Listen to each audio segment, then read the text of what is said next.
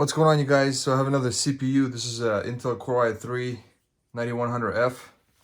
Gonna be unboxing. Move the seal back.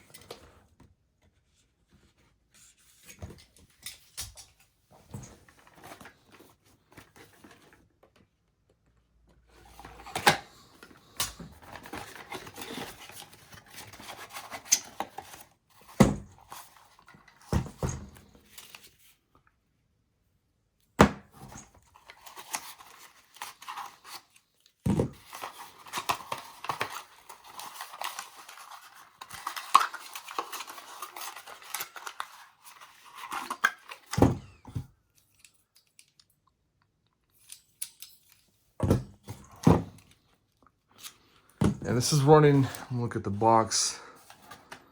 So yeah, it's using the motherboard 1151. This is 3.6 gigahertz, 4 core, 4 threads, CPU, quad core.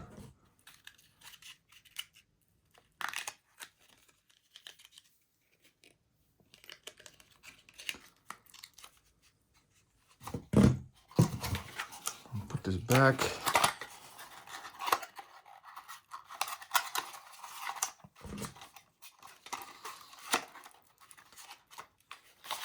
And this.